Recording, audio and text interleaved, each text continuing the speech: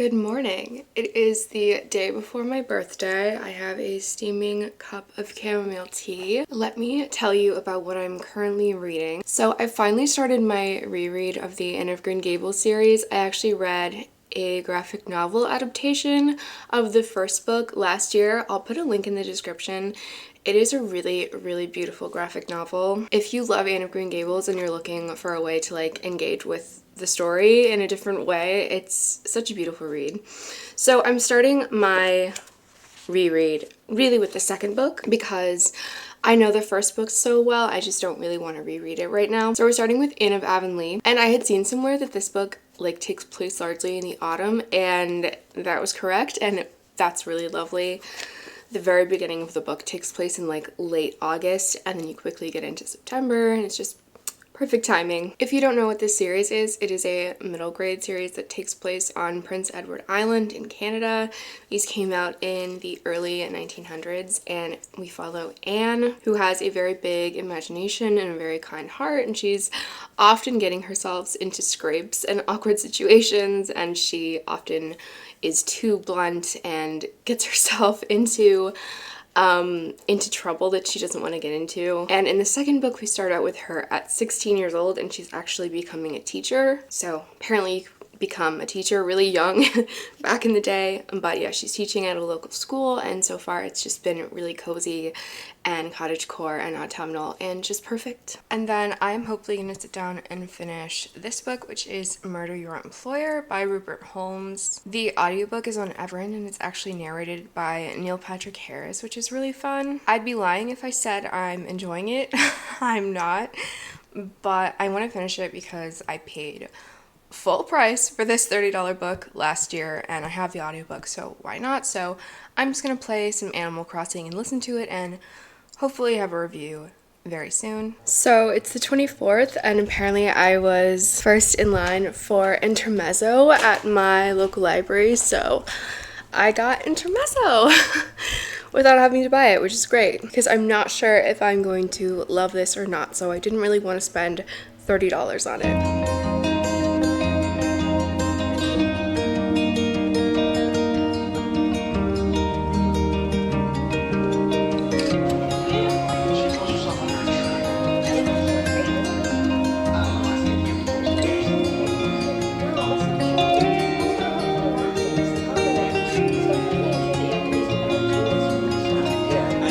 All good. Let me pitch the bird. Oh my gosh, hi!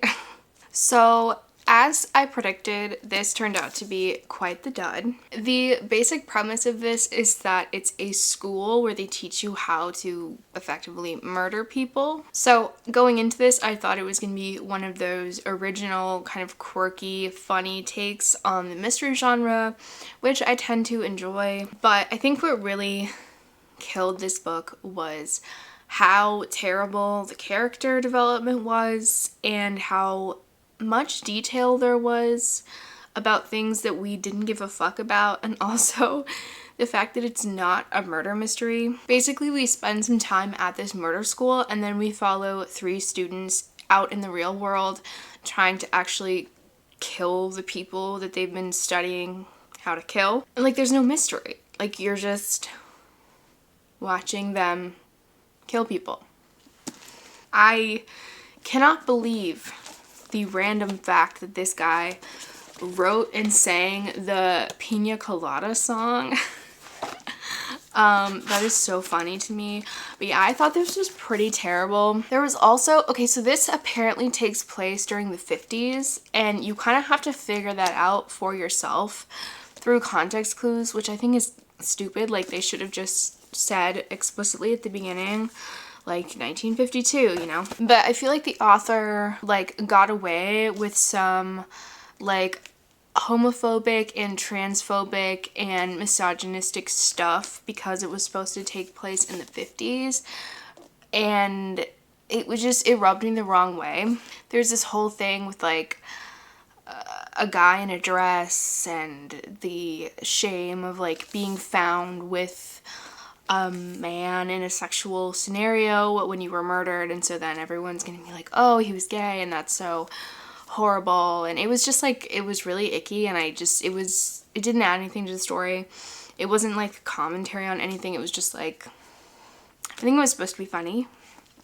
I did chuckle a few times, especially at the beginning, but I mean, 2 stars. I debated giving it 1 star, because I think like giving something like 1.5 stars, it's so like, just pick 1 or 2.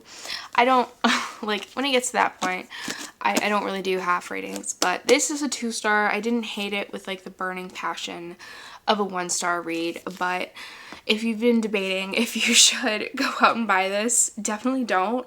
Also, what didn't help is that a lot of the chapters towards the end are narrated by the narrator who isn't Neil Patrick Harris. Like, there's 2. And oh my god, the narrator just like refused to do any voice acting. Like, the one who wasn't NPH, he was just using his British accent for everyone. Nobody was British, and there's no voice acting. He was just reading it. So 2 stars. This will be in my worst books of the year video, and then I will promptly sell or donate this book. That is Murder Your Employer. A beautiful, beautiful cover. Once again, teaching me to not buy books because they're pretty. So let's chat about what I'm gonna read next. I think I'm going to try out Intermezzo tonight and see if it fits with my mood and if I want to read it right now. This isn't due back until October 15th, so I mean, I don't really want to keep it that long because I know there's probably a lot of people who are waiting for this. So if I decide that it's not the right time for me to read this book, or if I just don't like it, I will return it so that someone else can borrow it. I am planning on finishing Anne of Avonlea. I have about 100 and maybe 50 or 170 pages left, so in the next couple of days I will finish that. Thinking about starting Signal to Noise by Silvia Moreno Garcia. This is actually her debut novel, and it's set in Mexico City in the 80s. And I've heard that this is a witchy book. It doesn't really say that like explicitly on the back, but they do mention magic. So on the back, some of the blurbs mention that it's a coming of age tale and a fantasy debut. So that's really exciting. And then I do also have Veronica Speedwell number, oh gosh, what number is it? The latest Veronica Speedwell. I have it on Kindle and audiobook from the library, so I might start that because it's one of my favorite series, and I finally was able to get the audiobook from my library, and I cannot read those books without the audiobook.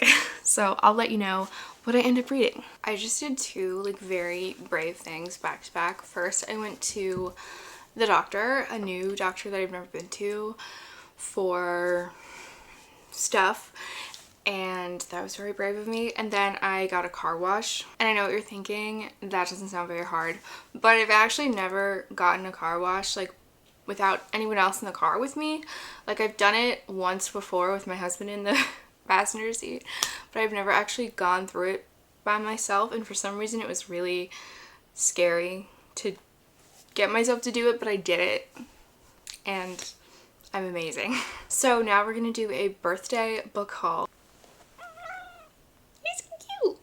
So a couple weeks ago, I convinced my husband to take me to this indie bookstore that I recently discovered that's about like half an hour from my house. And I walked in and I was looking through the fantasy section, and I saw that they had The Strange Case of the Alchemist's Daughter by Theodora Goss. And I really think that I'm gonna love this book. It is a series set in the 19th century, and all of the characters are like the daughters of famous figures in literature, like Mr. Hyde, Dr. Watson, Sherlock Holmes, Dr. Moreau, Dr. Frankenstein, and I believe this is centered on like female friendship, and I believe there's also a mystery, so I'm very excited to read this. And then I was gonna leave with just that book, but then I saw that they had both of Hannah Bonham Young's other releases, which are Next of Kin and Next to You. And Out on a Limb is my favorite romance of the year so far that I've read, so as soon as I saw these, I was just like,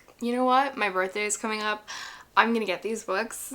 And then my mom very kindly was at Half Price Books and asked if there was any book that she could find and buy for me and send to me. And usually at like a Half Price Books, it's really easy to find classics because you never know what kind of popular books they are gonna have or not have. But they usually have a good stock of classics. So I asked for Rebecca by Daphne du Maurier. This is compared to Jane Eyre a lot, just in the sense that there's like a big house and something mysterious about like a wife. And this is basically a gothic classic. I actually don't really know that much about it, and it's nice that I haven't been spoiled for it. And apparently it was first published in 1938, and I thought this was a lot older than that. So I'm very excited to read this. Maybe I'll even get to it this year. Who is to say? And then the books that I'm the most excited for are from my husband. I very specifically knew that I wanted to get these books for my birthday, and he got them for me from my go-to local indie that I order from. And that is the Live Ship Trader series. So in order, they are Ship of Magic, Mad Ship, and Ship of Destiny.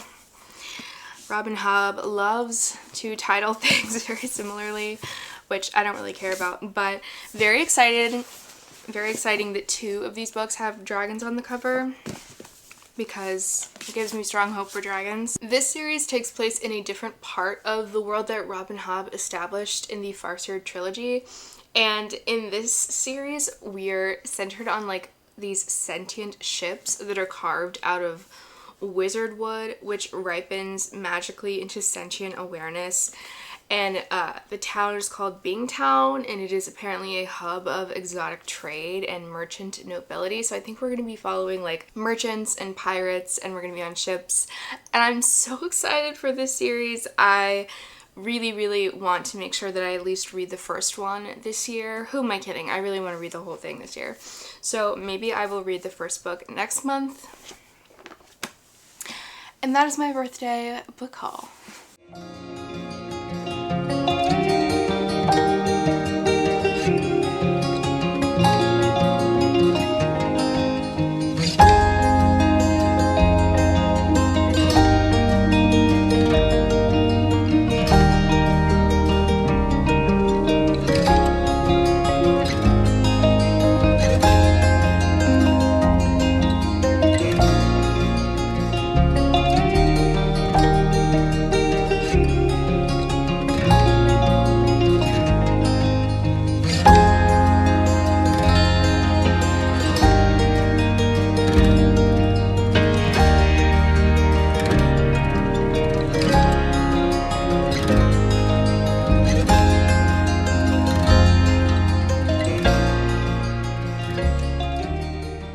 Okay, hi. As you will have just seen, we went to the art museum and 2 bookstores today. We got dinner at this burger place, and as we were walking back to our car, there was this store that said books on the front. It was an indie bookstore, which I didn't even know there would be. So literally as we walked in, I was saying to myself, if they have The Secret History, I'm gonna buy it. Specifically like used, and they did. And they didn't even have that big of a used book section. Like there were probably like a couple hundred used books. Like it was very small, but they did have The Secret History, so I finally own this book. I just read The Goldfinch this month, which I gave 4.5 stars, and this is definitely the book that people talk about more and love more. So I'm really excited to read this, hopefully soon. And it was only $8. So I've just had a wonderful day. So it is Sunday. I started this vlog on Tuesday, and I have finished the 2 books that I wanted to finish by the end of this vlog. So let me give you my reviews for them, and then we will end the vlog. So I first finished Signal to Noise by Sylvia Moreno Garcia. I ended up listening to a lot of this on audiobook, but at some point I was enjoying it so much that I sat down and read along in the physical book, and this one really surprised me. In the first like maybe 30%, I was like, okay, this is gonna be another, 3.5 star book, which I'm really tired of those, and I feel like I've been getting a lot of them lately, but especially in the second half, I found myself enjoying this a lot. So let me tell you what you need to know about this story. This is a coming-of-age novel set in Mexico City in the 80s, specifically 1988. And our main character, Meche, is kind of an outcast. She's definitely not a popular girl. She's kind of weird and strange. And she only really has two friends, and their names are Sebastian and Daniela. And the three of them kind of discover, well, Meche first discovers that she can actually create magic through music, and she brings her two friends into this, and they kind of become a little coven of teenagers who are using records and cassettes to bring about their desires and their wishes and hexes. They have a spot in this like abandoned factory where they meet and they perform spells together. But we're also watching them in high school and seeing like the crushes that they have on people and the dynamics, and a bit of Meche's family life as well. And although most of it takes place in the 80s, we do have the 2009 timeline where Meche is like in her 30s. If my math is correct. She's an adult. And she has come back to Mexico City for her father's funeral. I had a really good time with this. I really liked the friendship dynamics between the three friends. There is a bit of a romantic push and pull between two of them, and it's really interesting to see how that plays out. I think Meche is a really like messy character. She's like kind of selfish and cruel at times, and I think you really see her grow throughout the story, and also it's interesting to see how she's changed as she's become an adult. Yeah, I would describe this as magical realism because it's like the real world, but then there's just sort of this unexplained magic that is just thrown in, but it's not really like a full, you know, fantasy magic system. And I would really recommend this for autumn. It's a great witchy teenage drama kind of story, and I had a really good time. And then just a few minutes ago, I finally finished Anne of Avonlea, which is a reread, and it's 5 stars. It's amazing. I'm so happy that I'm rereading this series because there's a character called Miss Lavender in this book that I don't think is in the movies at all, and I just absolutely love everything that has to do with Miss Lavender. There's so much humor in these books. There's so much like description of the beautiful landscapes and the nature, and also like the quaint houses, and I love all the character dynamics and all the gossip in the town. And